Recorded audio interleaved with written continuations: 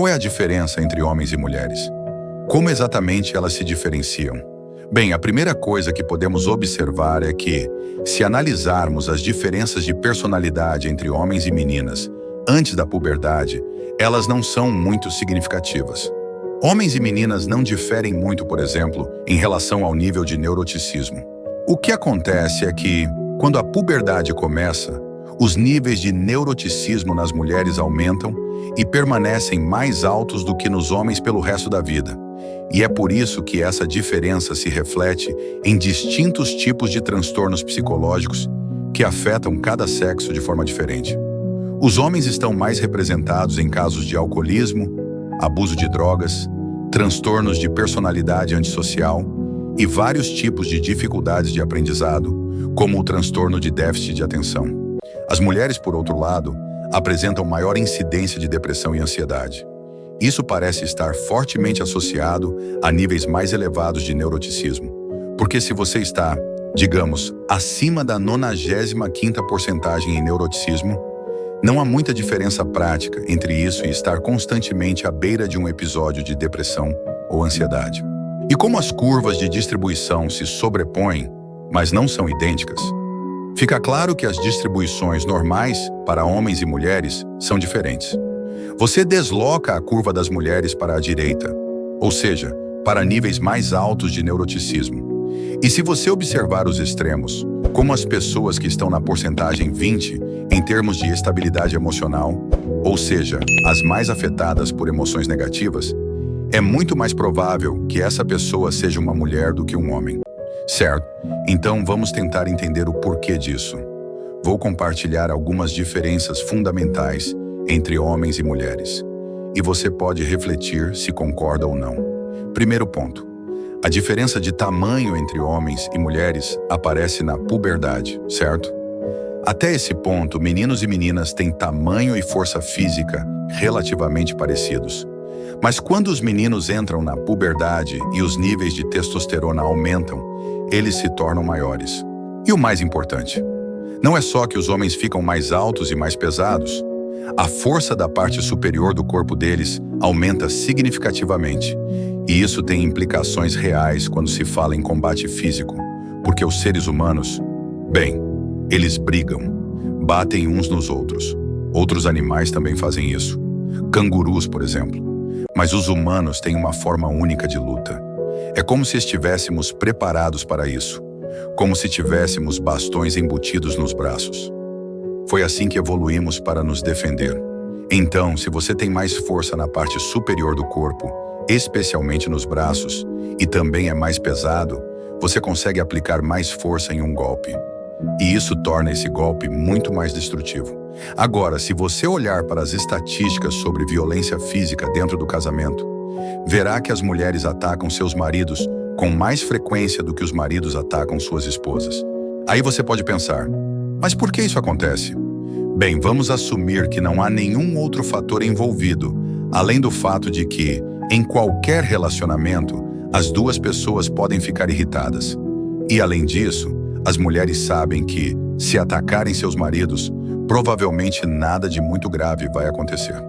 Pense assim, se você é uma mulher de estatura média e seu marido tem, digamos, o meu tamanho, a menos que você me ataque com um objeto ou aproveite uma situação como a escuridão, a chance de me causar um dano realmente sério é muito pequena. Você pode até me machucar, claro.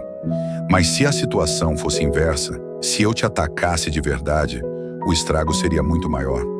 Então, uma das razões pelas quais as mulheres podem ser mais fisicamente agressivas, mesmo que de maneira sutil ou pontual, em relacionamentos, é justamente porque tanto elas quanto os parceiros sabem que as consequências dessa agressão são muito mais limitadas.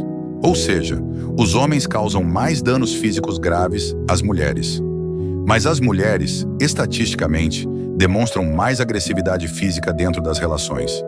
E isso é algo curioso. É uma diferença importante que não costuma ser discutida abertamente. Certo? Então temos a diferença de tamanho corporal, que é relevante, e o diferencial de força, que também é importante. O próximo ponto é o seguinte: vamos assumir que a razão pela qual as mulheres são mais sensíveis as emoções negativas, é porque o mundo, de fato, representa mais perigos para elas. E isso seria uma explicação lógica para haver uma diferença entre os sexos quando se trata de medo ou sensibilidade à punição. Primeiro, existe o perigo da violência física. Segundo, existe o risco sexual. As mulheres se tornam sexualmente vulneráveis a partir da puberdade. E por que eu uso a palavra vulneráveis? É simples. Porque o custo do sexo, historicamente, sempre foi muito maior para as mulheres do que para os homens. E isso certamente foi verdade ao longo da nossa evolução. Se um homem tem uma relação sexual impulsiva ou irresponsável, ele pode até enfrentar consequências legais. Pode ser processado, por exemplo. Mas para a mulher, uma relação sexual impulsiva, inconsciente ou forçada poderia, historicamente, levar a consequências muito mais graves, como a morte, o ostracismo social ou o abandono. Em sociedades tradicionais, se isso acontecesse com uma mulher, era como se a vida dela estivesse acabada. E mesmo hoje, em sociedades modernas e ricas como a nossa, essas questões ainda não desapareceram por completo. É um grande problema. Não importa o que você faça a respeito, ainda é um grande problema. Por isso, faz todo o sentido que exista uma maior sensibilidade, uma espécie de nervosismo diante desses riscos. Agora, aqui vai o último ponto. Eu não acho que os sistemas nervosos das mulheres sejam apenas adaptados para elas mesmas. Eu acredito que os sistemas nervosos das mulheres são adaptados em grande parte para o estado de maternidade, especialmente para o período em que a mãe cuida de um bebê. Porque quando você tem um bebê, você literalmente não é mais a mesma pessoa. Você se torna muito mais vulnerável. E isso acontece em parte porque você precisa ser capaz de expressar e entender a vulnerabilidade do bebê. E, ao mesmo tempo, ser responsável por protegê-lo. Pense em um bebê, especialmente nos primeiros 9 meses de vida. Como seria o sistema nervoso ideal para alguém que vai cuidar de forma eficaz de um bebê com menos de 9 meses? E eu menciono especificamente esse período porque geralmente são as mulheres que assumem a maior parte dos cuidados de um bebê nessa fase. Há muitas razões para isso, mas uma das mais óbvias é o fato de que a mulher é quem dá à luz. Então, biologicamente falando, faz sentido que o corpo e o cérebro da mulher estejam conectados para lidar com essa tarefa. Agora, pense no que isso exige. Primeiro, os bebês são extremamente exigentes. Eles são completamente indefesos e dependem de atenção constante, 24 horas por dia. É uma carga emocional enorme. E, além disso, um bebê com menos de 9 meses nunca está errado, certo? Quando você está cuidando de um bebê com menos de 9 meses, sempre que ele estiver em sofrimento, você responde. Você nunca diz para um bebê nessa idade, se controle e pare de chorar, certo? Isso talvez funcione com uma criança de 18 meses. Aí já dá para começar esse tipo de conversa. Mas com menos de 9 meses, é como se nada fosse culpa do bebê. Ele está completamente vulnerável, imerso num mundo que parece extremamente ameaçador. E você, como cuidador, precisa estar atento às necessidades dele, independentemente do que você quer ou sente no momento. Você precisa ser extremamente sensível a qualquer ameaça que apareça no ambiente. Então, o que eu penso é que o preço que as mulheres pagam por essa habilidade de estabelecer uma conexão profunda e sensível com os bebês nesse estágio tão inicial do desenvolvimento é que seus sistemas nervosos foram moldados para permitir esse cuidado da melhor forma possível. O problema é que esse tipo de temperamento não funciona tão bem quando você está lidando com homens adultos, especialmente em ambientes competitivos, como o mundo dos negócios, porque simplesmente não é a mesma dinâmica. Ambientes profissionais são competitivos por natureza. Ok, então vamos pensar assim. Pessoas que têm uma tendência a concordar com os outros, ou seja, que são compassivas e educadas, geralmente são ótimas em relações pessoais e no cuidado, por exemplo. Mas o que dizer das pessoas que não são assim, que têm baixa tendência à concordância? Essas pessoas são mais firmes, têm uma mente forte. Elas podem parecer insensíveis, até ignorantes. São mais competitivas e simplesmente não fazem o que não querem fazer. Não é que elas sejam agressivas no sentido explosivo, emocional, Mas se você estiver no caminho delas, elas vão te tirar do caminho. Não é uma agressão defensiva, como a que vemos em pessoas muito ansiosas ou neuróticas. É mais parecido com uma agressividade predatória, direta, fria, focada. Esse tipo de comportamento é típico de dominância. Então, quando você encontra alguém que tem uma pontuação muito baixa em disposição para agradar, essa pessoa tende a enxergar o mundo como um campo de competição, um lugar onde ela precisa vencer. Vou te contar uma história para ilustrar isso. Tenho um amigo, eu apliquei nele o meu teste de personalidade, o Big Five Aspect Scale, que foi desenvolvido no meu laboratório pelo Colin DeYoung. Eu já sabia que ele era uma pessoa desagradável, só pela forma como ele interagia com os outros. Ele chega a ser rude com pessoas aleatórias na rua, de forma espontânea mesmo. Mas, curiosamente, eu gosto bastante dele. Ele é extremamente engraçado. Além disso, ele é muito responsável, ou seja, muito confiável. Você pode contar com ele. Mas, sem dúvida, é uma das pessoas mais desagradáveis que você vai encontrar. Então, eu dei o teste para ele, porque achei que seria interessante. E adivinha, ele apareceu como a pessoa mais desagradável entre 10.000 avaliadas. Ele até tinha uma pontuação razoável em compaixão, mas em polidez, ele ficou com praticamente zero, tipo 0,001. Ou seja, ele é extraordinariamente direto. Ele diz qualquer coisa, não importa o quão brutal ou inapropriado seja. E por causa disso, ele acabou sendo contratado várias vezes por grandes corporações, empresas que estavam com problemas, estagnadas, indo mal. Chamavam ele para limpar a casa. Basicamente, ele era chamado para entrar, identificar quem eram os funcionários improdutivos ou tóxicos e demitir essas pessoas, sem rodeios. Eu falei com ele sobre isso porque tive a oportunidade de não ter estudantes de graduação no meu laboratório, por exemplo, que não estavam performando bem. Eu acho muito difícil demitir alguém e certamente é difícil mandá-los embora. Eu simplesmente odeio isso porque, na verdade, eu sou uma pessoa bem desagradável, o que é um grande desconforto para mim. Eu perguntei a ele sobre isso e disse: "Bem, o que você faz?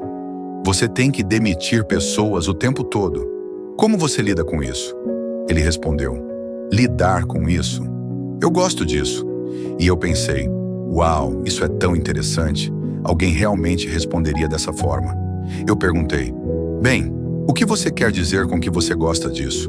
Ele disse: "Olha, eu entro nessas empresas e analiso o desempenho dos grupos de pessoas. E nesses grupos, há pessoas que estão realmente lutando, tentando, trabalhando, sendo produtivas. E depois, há aquelas pessoas que estão simplesmente fazendo nada. Elas estão completamente no caminho. Elas não carregam o peso delas de forma alguma. Elas se aproveitam da situação de qualquer maneira possível. E elas estão sempre reclamando de por que não conseguem trabalhar." Ele continuou: "É assim que eu lido com isso.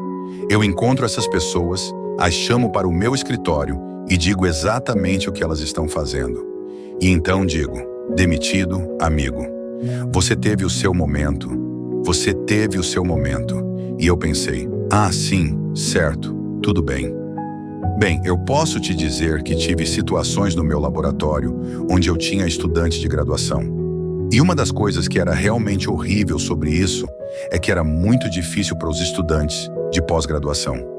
Você sabe porque eles sentiam que, mesmo estando na mesma categoria que as pessoas que não estavam trabalhando duro, que não estavam carregando o peso delas, isso desvalorizava o trabalho deles. E isso é exatamente o que acontecia. E é por isso também que existe um traço de consciência e um traço de complacência. Porque as pessoas conscientes, elas te julgam pelo seu desempenho, certo? Elas não ligam para os seus sentimentos, nem um pouco. É tipo: você está fazendo o trabalho ou não? Enquanto as pessoas conciliadoras pensam: bem, você sabe, sua mãe está doente, você tem muitos problemas familiares, todos nós precisamos cuidar uns dos outros, e não é surpresa que você esteja passando por dificuldades. E não dá para dizer que uma dessas atitudes é certa e a outra errada. Você não pode fazer isso. Não haveria essas duas dimensões se não houvesse algo certo em ambas. Mas você pode certamente apontar que, muitas vezes, elas entram em conflito. Então, a demanda por inclusão, unidade e cuidado, e a demanda por alto desempenho em uma estrutura hierárquica são orientações muito diferentes no mundo. E isso é complicado para pessoas que são tanto concordáveis quanto conscientes. E, na verdade, eu acho que muitas vezes as grandes corporações, as grandes instituições de qualquer tipo, dependem do trabalho inesperado de pessoas que são altas em complacência e altas em consciência. E essas pessoas, desproporcionalmente, são mulheres. Na minha experiência em grandes instituições, é que se você quiser contratar alguém para brilhar, se você quiser contratar alguém para produzir de forma produtiva, você contrata mulheres de meia idade que são super conscientes e dispostas a agradar, porque elas farão tudo. Elas não vão tomar crédito por isso e elas não vão reclamar. E isso é injusto, e eu acho que isso acontece o tempo todo. Então, uma das coisas com as quais você tem que tomar cuidado, se você é complacente, é não ser explorado, porque você vai acabar sendo explorado. E eu acho que a razão disso é porque você está se alinhando para ser explorado por pessoas que têm menos escrúpulos. E isso não funciona muito bem no mundo real. Uma das coisas que acontecem muito com a psicoterapia é que as pessoas vêm por várias razões, mas uma delas é porque elas são muito complacentes. E o que elas acabam recebendo é o que se chama de treinamento de assertividade. Embora, na verdade, não seja exatamente a assertividade o que está sendo treinado. O que é, na verdade, a habilidade de aprender a negociar a própria defesa. Uma das coisas que eu digo às pessoas complacentes, especialmente se elas forem conscientes, é: diga o que você pensa, diga a verdade sobre o que você pensa. Existem coisas que você pensa que acha que são cruéis e fracas, e provavelmente são cruéis e fracas. Mas elas também provavelmente são verdadeiras, e você precisa colocá-las para fora e passar a mensagem. E isso não é nada simples, porque pessoas concordáveis não gostam de conflito, nem um pouco. Elas tendem a evitar. E você pode ver por que, de acordo com a hipótese que estou apresentando, você não quer conflito com crianças. É muito perigoso. Você não quer brigas acontecendo. Você não quer nada que interrompa a paz relativa. E se você também é mais suscetível a ser ferido, fisicamente e talvez emocionalmente, você também pode ser relutante em se engajar em um tipo de conflito de alta intensidade que resolverá problemas no curto prazo. Porque um monte de conflito resolve problemas no curto prazo. E, você sabe, se isso pode escalar para algo perigoso, o que pode ser feito, se sair do controle, pode até ser mais seguro, no curto prazo, manter a água turva e evitar entrar em situações em que o conflito surja. O problema com isso é que não é uma boa estratégia a médio e longo prazo. Porque muitas vezes existem coisas que você precisa falar porque elas não vão desaparecer. Então, parte do trabalho com pessoas complacentes é fazê-las entender isso, e elas têm dificuldades com isso também. Se você perguntar a uma pessoa mais direta o que ela quer dizer ou o que ela quer, ela vai te dizer imediatamente. Ela sabe. É simples. Ela vai dizer: isso é o que eu quero e é assim que eu vou conseguir. Mas as pessoas que gostam muito de agradar, especialmente se realmente gostarem muito de agradar, são tão complacentes que muitas vezes nem sabem o que elas realmente querem, porque elas estão tão acostumadas a viver para os outros, a descobrir o que os outros querem, a tentar fazer os outros se sentirem confortáveis e assim por diante, que é mais difícil para elas encontrar um sentido dos próprios desejos enquanto passam pela vida. Veja, há situações em que isso pode ser vantajoso, mas certamente não é vantajoso se você tentar construir uma carreira. Isso simplesmente não funciona.